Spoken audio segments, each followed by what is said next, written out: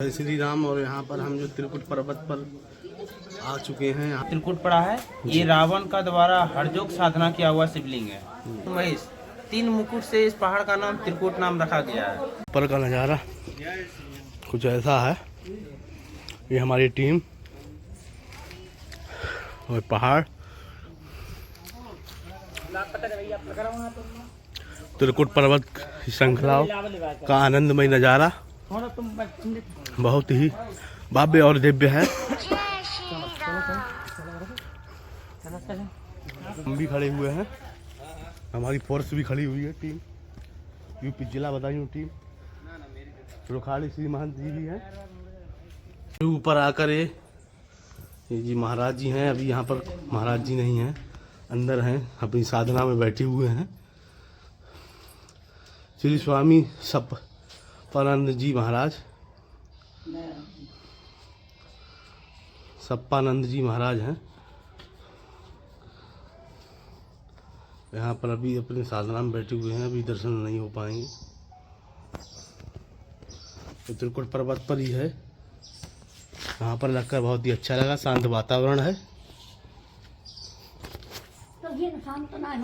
5 जून 1987 को उनका शरीर पूरा हो गया था। और अब इस जगह पर दयानंद महाराज जी हैं। और ये बहुत ही अच्छा आश्रम है यहाँ पर त्रिकुट पर्वत पर। और ये महाराज जी की समाधि है। ये अंदर आप लोग देख सकते हैं, महाराज जी की समाधि है।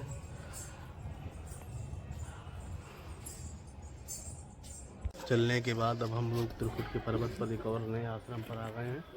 और हमारी टीम भी पीछे ही है। तो ये आश्रम आप लोग देख सकते हैं, ये भी बीचों बीच जंगलों में है। ये दूसरा आश्रम है। भव्य दिव्य जगह है, साधना तपस्या वाली जगह है। ये स्थान है जहाँ पर रावण ने विश्राम किया था। बहुत ही अद्भुत है, आप लोग देख सकते हैं।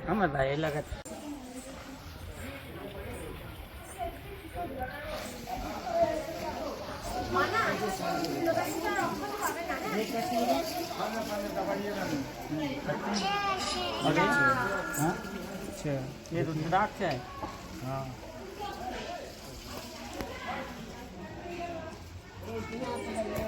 जय श्री राम। और यहाँ पर हम जो त्रिकुट पर्वत पर आ चुके हैं। यहाँ पर यहाँ के जो महंत जी हैं वो यहाँ पर जानकारी लेंगे। जहाँ पर रावण द्वारा जहाँ पर विश्राम किया था, ये सारी जानकारी महाराज यहाँ देंगे।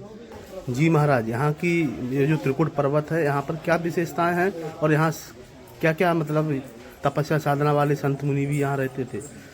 जी, ये यहाँ पे त्रिकुट पहाड़ का जो मेन मंदिर है बाबा का, इनका नाम त्रिकुट पड़ा है। ये रावण का द्वारा हरजोग साधना किया हुआ शिवलिंग है।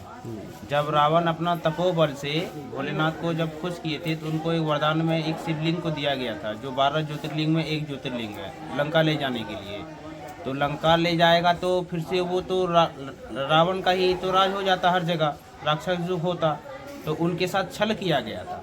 छल में यही किया था कि जब शिवलिंग उनके हाथ में दे रहे थे, उससे पहले उनको गंगा जल से जलपान कराया गया था, जिसमें माँ गंगा समाहित थी।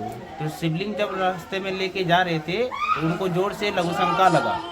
लघुशंका के द्वारा उन्होंने नीचे उतर के, पुष्प विमान से नीचे उतर के एक ग्वाला को शिवलिंग हाथ में थमा दिए। थोड़ा देर के लिए शिवलिंग को रखो और हम लघुशंका करके आ रहे हैं। तो लघुशंका उनका बंद ही नहीं हो रहा था। तो ग्वाला जो थे वो थक हार के शिवलिंग को नीचे में रख दिए। नीचे में रखने के बाद रावण का जो लघुशंका था वो बंद हो गया। बंद होने के बाद जब रावण आए, देखा शिवलिंग को नीचे रखा हुआ है, उठाने का प्रयास किया, नहीं उठा। तो रावण पहला तपस्या जाके तपोवन में किए थे, जहाँ पे बजरंगबली पत्थर फाड़ के रावण का साधना भंग किए थे। रावण ही एक ऐसा पंडित है कि कभी किसी से हार नहीं मानते थे। तो रावण दोबारा हरजोग साधना के लिए इस पर्वत पर आए। यहाँ पे अपने हाथों से शिवलिंग को स्थापित किए। इसी गुफा में 3 देव का दर्शन हुआ, ब्रह्मा विष्णु महेश। 3 मुकुट से इस पहाड़ का नाम त्रिकुट नाम रखा गया है।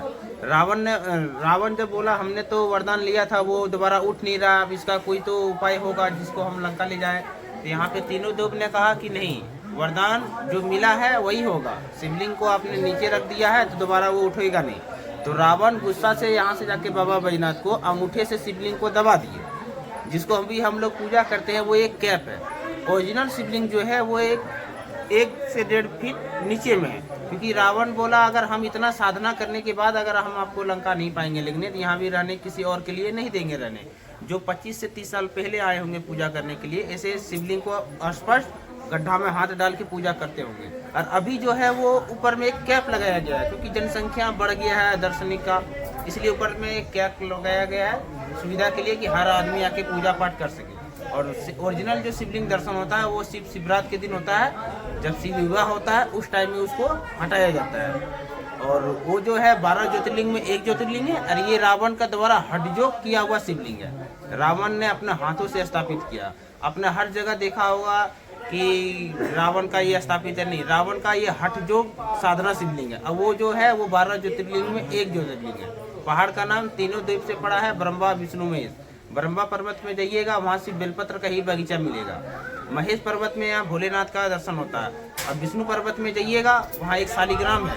इस पूरा दुनिया का सबसे बड़ा शालिग्राम इसी पर्वत पे है। उसके नीचे 14 इंच का गैप है। चाहे मनुष्य जितना भी विशाल ले आइए उसके अंदर से निकल जाता है। निकलने से ग्रह दोष शांति होता है। यही वो शिवलिंग है जो रावण ने स्वयं से स्थापित किया था, और अभी जो महाराज जी ने जानकारी दी थी वो इसी की दी थी। चित्रकेश्वर नाथ शिवलिंग।